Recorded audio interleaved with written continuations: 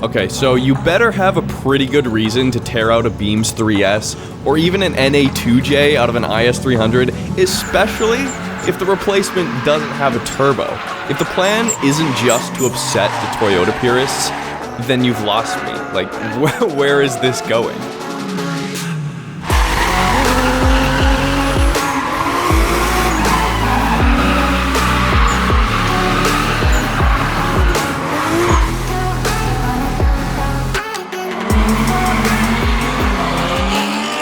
Well, here's the IS300 drift build from Fisch Racing, which began to make total sense to me when Henry popped the hood to reveal, yes, a 4-liter 1UZ Toyota V8. Okay, so easy enough concept, chuck the iron block for a lightweight aluminum engine from an otherwise boring luxury sedan, and then pair it with a 6-speed. We'll get to that a little bit later. I was curious. I had to dive in and see for myself how a V8 in a compact sedan like this felt to get sideways. Let's jump in.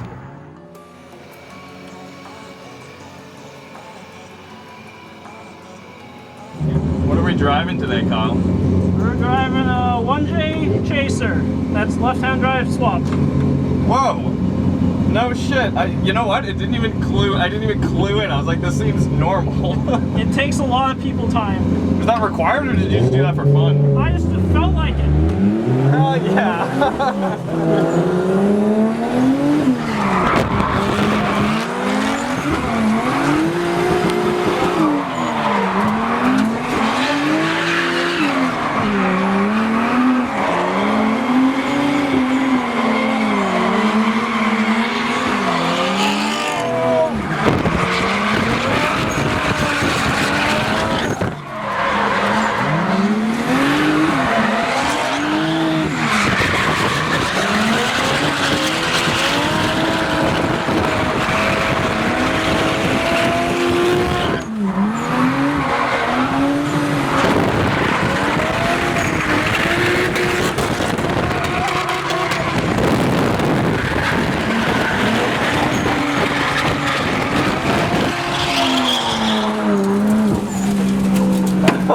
Oh my god, yeah.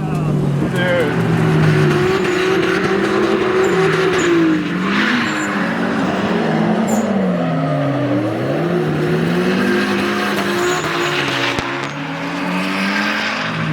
How you didn't hit him is beyond me.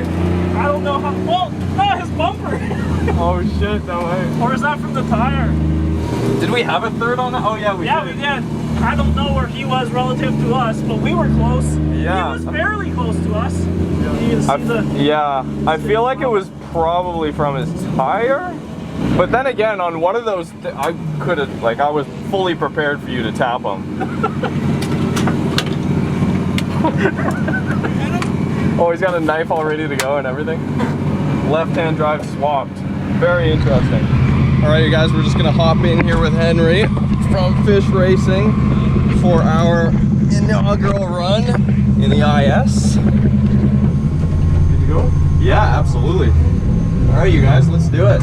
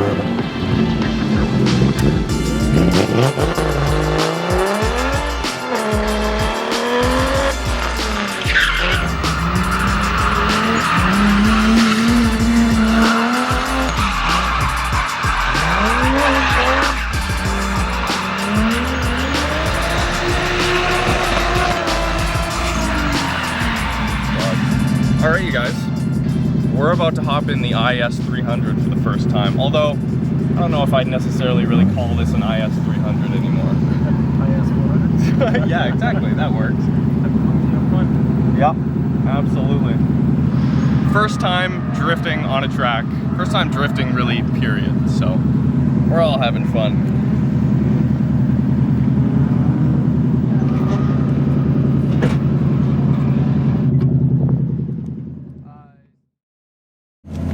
Adjustable seats? Unfortunately not.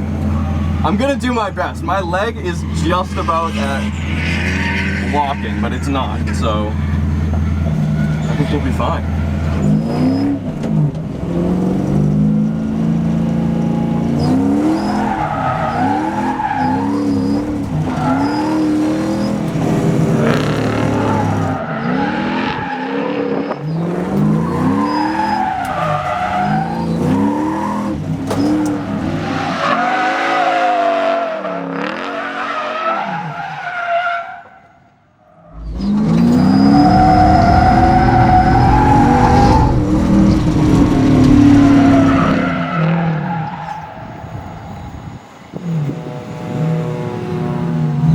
Alright, we're gonna keep trying, you guys.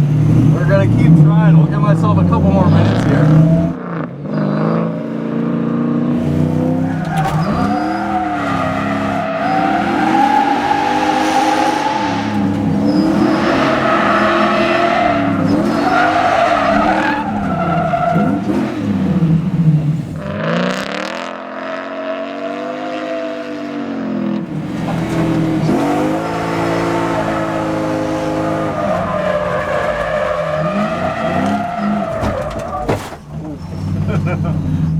That doesn't feel good. That's okay. Here, let me just, Ah, fuck. It's tough for me to watch this part of the video back. Yeah, things happen. I let the car get away from me, hopped the curb on the inside.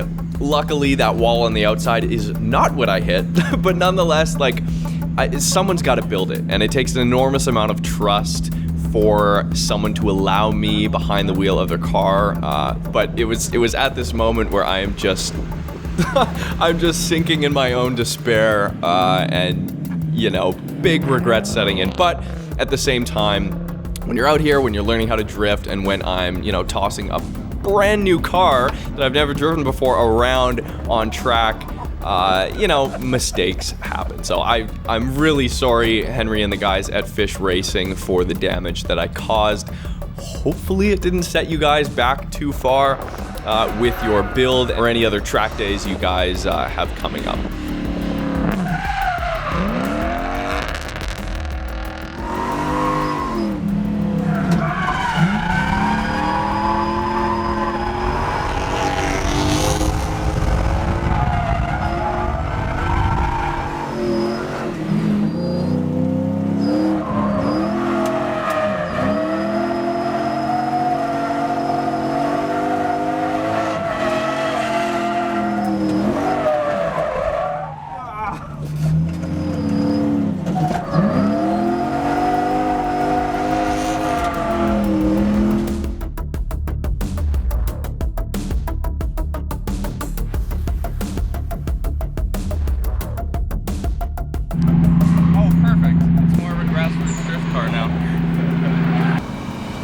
Guys, did we improve the look of the IS unintentionally? Some rocks in here too. Oh yeah. Souvenirs. Put that weight back in there that we lost with the bumper.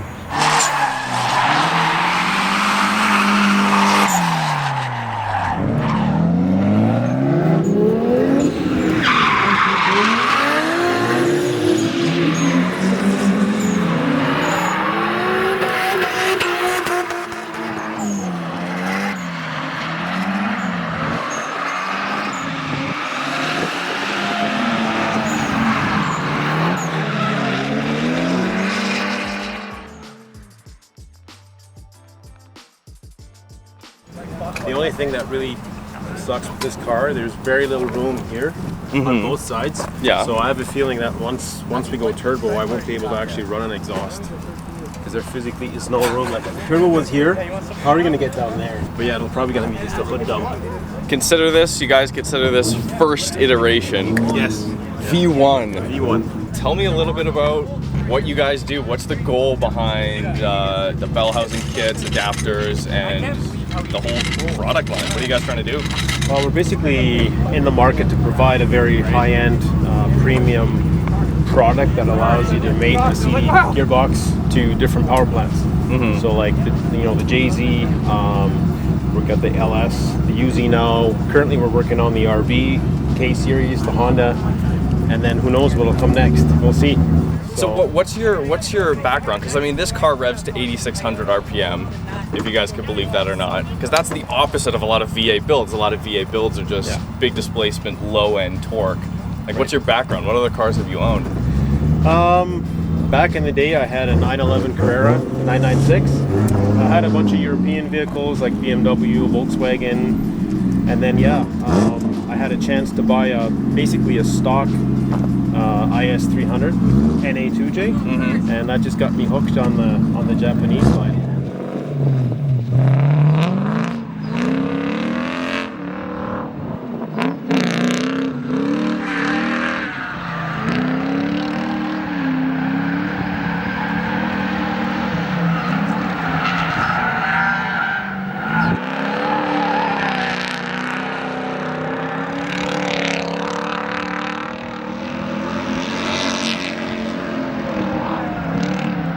Oh, that was a good one. All right, you guys. Well, we kind of messed up the car the first run. The good thing is the car is still intact and it's still running. It's a handful. This car is definitely not the easiest to drive. Fisch Racing also makes this hydro e-brake setup here in multiple variations, which is great. And then of course, this is their bread and butter. This is their CD to UZ bell housing adapter kit. Custom bell housing. Super cool stuff. Forgive me again, but there is one wall here at Mission that I have seen videos of people hitting. So it's a bit of a challenge. We're not going to hit the wall. Luckily, we went on the inside. That's where you want to spin, if anything. But currently, look at this. There's a Tesla Model 3 out there. This is tight enough.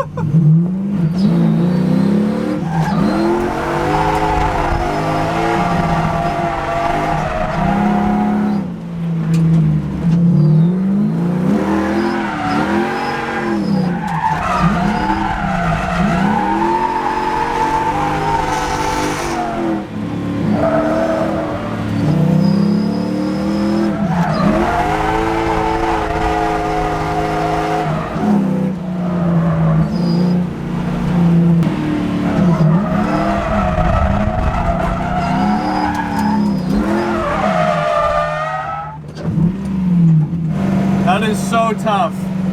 This car is so incredibly tough to drive. I can't thank Henry enough for giving me this opportunity though. I mean, not many people get to drive a fully like swapped 1UZ IS for the first time on a track, and honestly it's a bit much. Like I think I would have better luck trying out and starting out in something closer to an S chassis or a 350Z or something like that than Fisch Racing's like diamond build here. Man, that's fun though. What do you think? Are you sick yet? No, surprisingly not. I found I get a lot more sick on Area 27 than doing that. You want to give it a go? Okay. What you were hearing towards the end there, it's basically a safety with this ECU when it's getting warm. So small displacement V8, high RPM. I mean, it's Ferrari mentality, Italian mentality. It's not. But there's basically a cut. So what you were hearing earlier there is it hitting limiter somewhere around 5,000 RPM.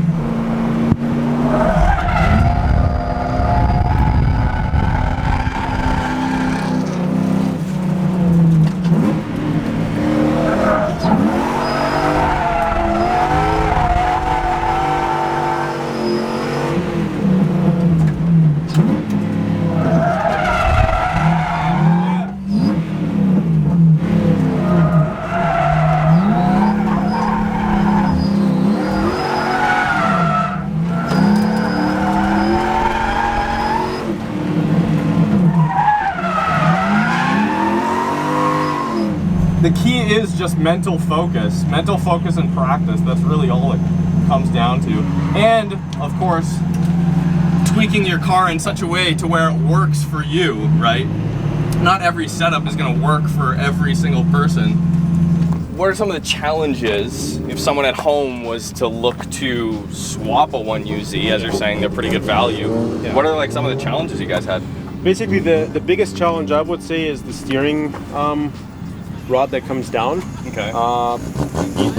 Usually the OEM exhaust manifolds will not work. They will interfere. So some guys will end up taking the OEM manifold and then cutting it and re-welding it. We basically said we'll just design our own manifold right from scratch and make it as compact as we can, because if somebody down the road wants to swap this, then we've already got a solution for you. So we fabbed up these, it's basically a log style manifold, which you know, you can argue that it doesn't flow as much or whatever, but you're just only given so much room to work with. Other than that, it went in pretty easy. And custom engine mounts, as you were saying? Custom engine mounts, and transmission cross member. Just have to get your drive shaft and your clutch and do some hammering on the tunnel to fit the massive CD gearbox, and you're good. See, and I've heard different people tell me different things, specifically for the R34 chassis. I've been trying to talk to people and see if there is, because some people have told me no, the CD just fits right up in the tunnel, right? And other people have said no, any application where you're swapping a CD and you generally have to smash it up. But was it fairly straightforward? Actually, this car, you definitely need to do some tunnel massaging, but it's not like, you know, cut it and re-weld. No. Yeah. No, it's just some hammering, and even my other JZIS, like all the OEM heating ducts for the rear, everything still worked. When we were doing this build, honestly, we were thinking, man, like they at one point must have planned to put the 1U in this car and then quit halfway through, because it just fits so well. Sweet. Yeah. Local companies doing rad local things and making, you know, we're saving all of the shitty automatics. You guys are, I'm not. Which is good, it's exciting. And you probably want to snatch up your CDs before they're just way too expensive.